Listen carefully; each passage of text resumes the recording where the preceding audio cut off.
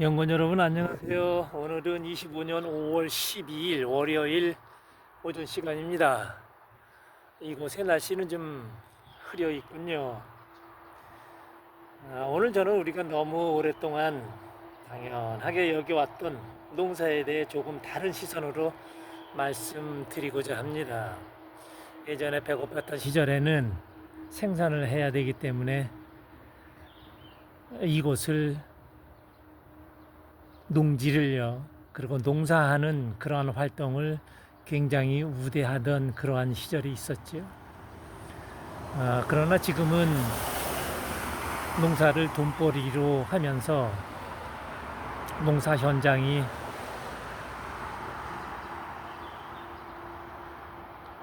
잘못하면 농민 여러분들의 깜빵이 될 수 있다는 것이죠. 네, 그곳에 갇혀서 평생을 보내는 그런 분들을 주위에서 아마 많이 보시게 될 겁니다. 그래서 안타까워서 오늘은 우리 모두 이런 것이 아니라 자연과 함께 날개를 펴고 우리의 멋진 활동을 한번 기대해 보면서 말씀을 이어가겠습니다. 농사를 짓는 분들이라면 누구나 공감하실 농업의 고단함, 그 속에 감춰진 연구의 가능성에 대해 이야기해 보려 하는 것이죠. 많은 농민들이 이렇게 말합니다. 농사는 돈을 벌려고 하지만 정작 돈은 벌 수 없다. 매일 새벽같이 나가 땀 흘려 일하고도 농산물 가격은 들쭉날쭉하고 결국 수입이 낮고 기후는 예측하기 어렵다고 이런 말들을 많이 합니다. 농사는 농심으로 해야 합니다. 지금의 농업은 농심이 없는 농사이기에 너무도 빡빡하고 힘이 듭니다. 돈을 벌지 말라가 아니라 농사로다가 돈을 벌려 하는 농민의 생각과 계산은 결국 안 맞는 것을 자연에서는 농민에게 알 수 있게 정확하게 아주 펼쳐서 해마다 정확하게 보여주고 있습니다. 다만 무지에서 모를 뿐이지요. 1년을 이렇게 보내고 내년도 이렇게 보내고 세월은 흘러 계속하고 있는데 돈은 벌 수 없고 오히려 살림이 더 안 좋아지는 삶을 살아가고 있다는 것이죠. 이러한 농업은 괜찮을까? 환경농업, 유기농업, 무농약 이런 거 하면 돈을 벌 수 있어. 착각입니다. 무농약이 무언지, 유기농이 무언지부터 공부하고 시작을 해야지 그 농부의 어떠한 실력, 질량만큼 수확을 할 수 있다는 것, 이것이 자연의 계산법이죠. 네. 그래서 저는 여기에 중요한 전환점이 있다고 생각을 하곤 합니다. 잘못하면 여긴 감옥과 같다. 벗어날 수도 없고 힘든데 보람도 없고 고립된 채 반복되는 삶. 네. 이것을 전환시키는 것이죠. 이러한 농업의 모순을 지금 현재 그냥 참고 견디는 것이 아니라 오히려 연구의 출발점으로 삼아야 한다는 것입니다. 예를 하나 들어보겠습니다. 우리는 해마다 농사 지으면서 해충과 병균에 시달립니다.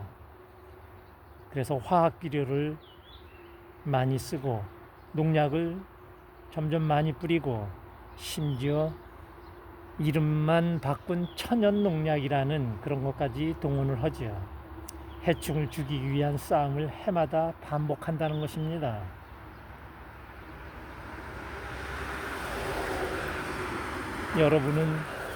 연구원 여러분은 해충이 왜 생기는지 모르고 자연에서는 정확하게 해충이 생길만 하니까 생기게 해놓는데 그것에다가 싸움을 한다는 것은 무의미한 일입니다. 물론 벌레를 죽였죠. 농민의 고단함과 어떠한 질량은 없어지죠. 그리고 또 벌레가 생깁니다. 계속 그 반복을 하면서 살아가는 게 농부의 인생일까요? 해충을 해마다 죽이면서 풀을 죽이면서 농사를 진행하는 것이 아니라 한 번쯤은 이렇게 질문해봐야 합니다. 자연 앞에서 본인한테 말입니다. 왜 해충이 생기는가? 왜 균이 문제를 일으키는가? 문제를 제거하는 데만 집중하지 말고 문제의 원인을 연구해야 된다는 것입니다.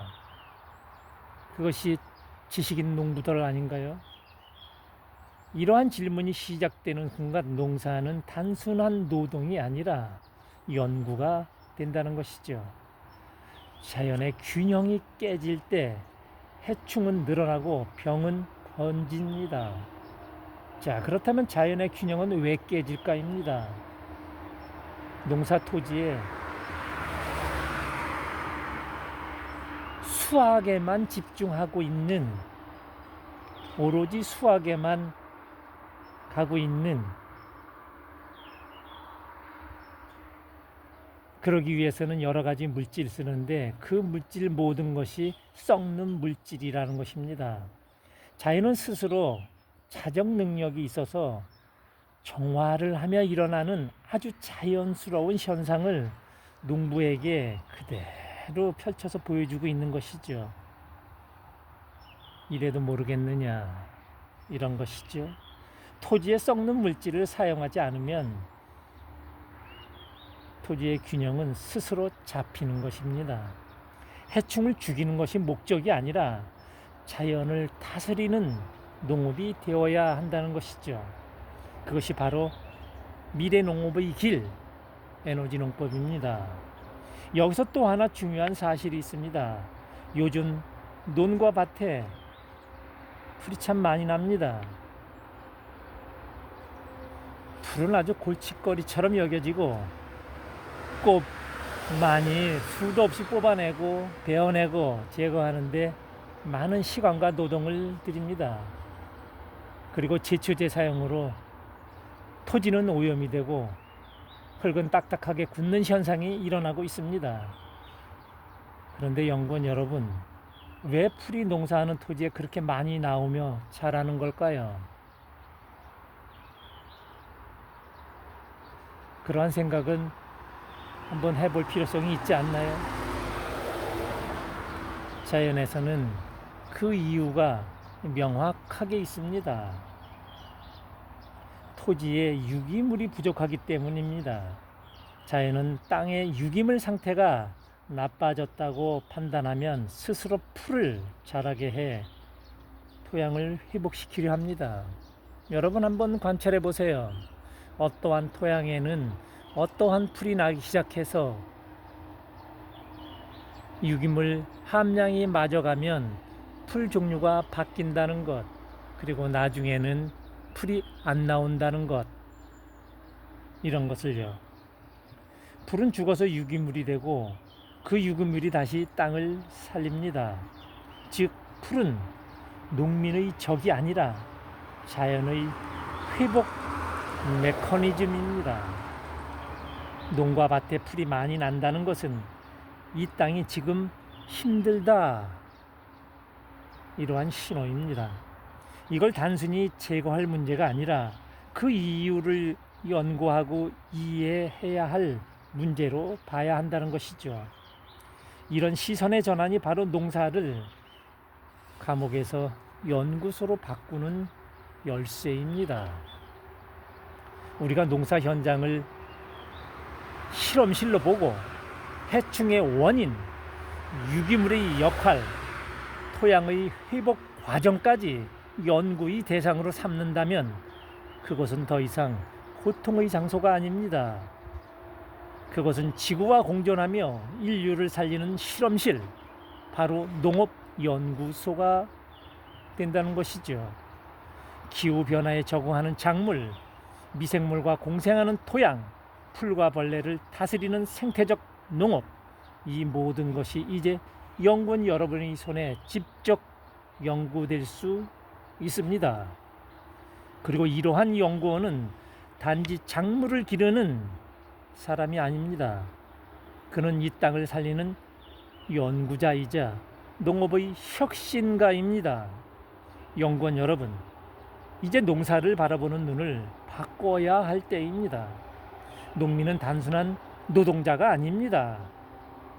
농민들은 삶의 현장에서 문제를 발견하고 데이터를 모으고 실험하고 해답을 만들어가는 연구자이라는 것입니다. 그리고 우리 모두는 이제 이 시대의 농업연구원이 되어야 합니다. 어떻게 하면 땅을 살릴 수 있을까? 어떻게 하면 자연과 공존하면서 보람 있는 활동을 할 수 있을까? 어떻게 하면 해충과 풀과 병을 다스리는 농업으로 전환할 수 있을까? 이 질문에 진심으로 답하려는 우리의 노력이 모인다 하면 감옥 같던 농장은 어느새 연구소가 되고, 그곳에서 흘린 연구원 여러분의 땀은 사회와 나라, 인류를 위한 귀한 씨앗이 될 것입니다. 연구원 여러분의 관심과 실천으로 더 좋은 미래 농업으로 발전되기를 기원드립니다. 감사합니다.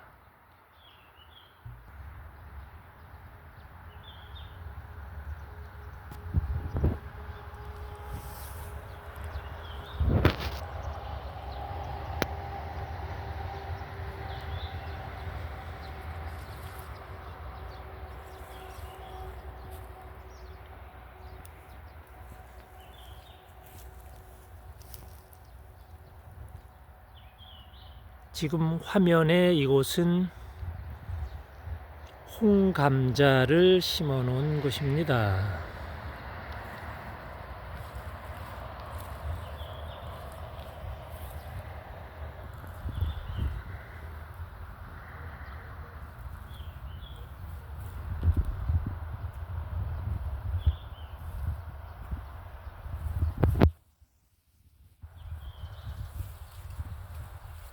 이곳은 고추밭입니다.